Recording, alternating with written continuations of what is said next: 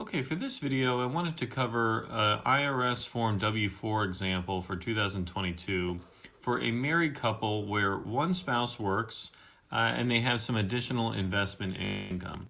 So the W-4 is provided each year to your employer, right? And this is necessary to update their withholding tables to check how much withholding tax should be coming out of your paycheck.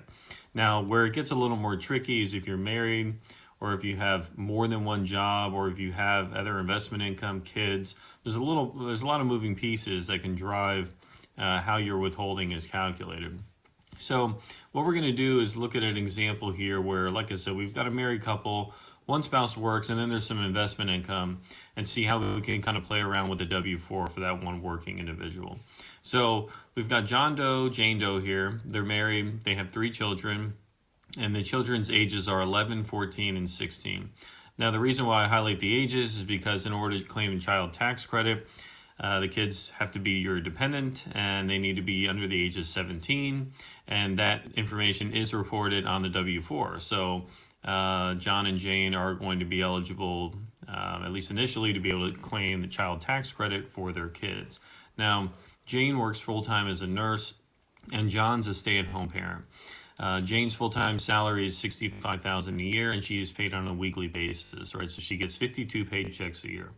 Now, John, stay-at-home parent, he inherited some money from his parents, and the stocks that they invested in the investment portfolio generates about $8,000 of investment income per year, right? And so that comprises interest, dividends, capital gain distributions, things like that. So let's look at the W-4 for Jane and how she should complete this. Well, if we jump over the W-4, so we have Jane's information up here, her social security number, address, and she does indicate here that she's married filing joint, right? So you should check the box of the filing status that you anticipate to use for the year. And she and John don't anticipate on getting a divorce, so she will be married at the end of the year, and that's how they'll be filing. Now, step 2, multiple jobs or spouse works worksheet, right? So in this case, we do have a spouse, right? But the spouse isn't working, and Jane has one job. So step 2, multiple jobs and spousal worksheet doesn't apply in these circumstances, so we can skip step 2. What will be relevant for Jane are steps 3 and 4, right? So step 3, claiming your dependents. You recall we have 3 children under the age of 17, so 3 times 2 is 6,000, and then the total down here should be 6,000. My math is always rough. Okay, so we have 6,000, no other dependents, so the total amount that's going to be claimed here will be a $6,000 amount.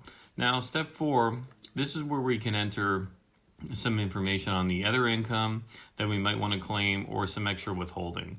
So in Jane's example here, right, she is allowed to claim the investment income if she wants her employer to take more tax out of her paycheck to cover that liability, right? So in other words, the $8,000 that's going to be paid to John of investment income, that is not subject to withholding tax, but it is subject to federal income tax. In other words, they're going to have to report that on their return and pay tax on it. So rather than pay all the tax at the end of the year, they have an option to increase the withholding on Jane's wages to cover that tax liability.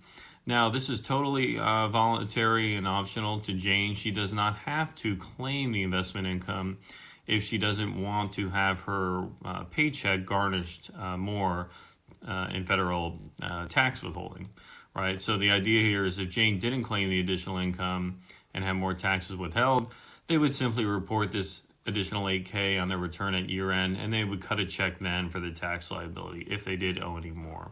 So in this example, let's say Jane did decide to claim it, she would put the $8,000 of other income there. And when her employer sees this, effectively what they're going to do is they're going to kind of impute or add an additional $8,000 of income to her pay in order to adjust the federal withholding upwards. Right, so Jane isn't getting a bigger paycheck, but what's happening is more of her paycheck has taxes coming out of it.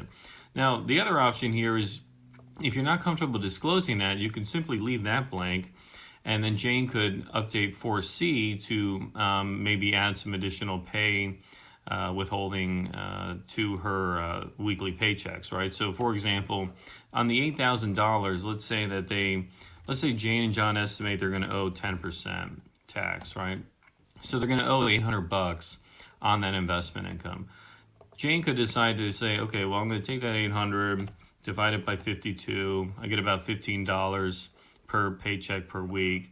And so I could add $15 there. And now what Jane is saying is that, okay, employer, every time that you run my payroll, please take an additional $15 of federal withholding tax off my paycheck. And that's effectively me paying in more to cover that $8,000 investment income that's being paid to my husband.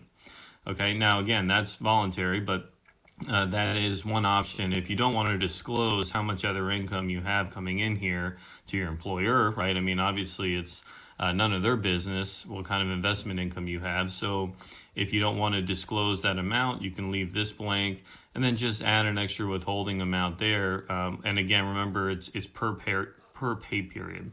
So enter additional tax you want withheld each pay period. So in this case, Jane says, please just take out an additional $15, and I'm happy with that.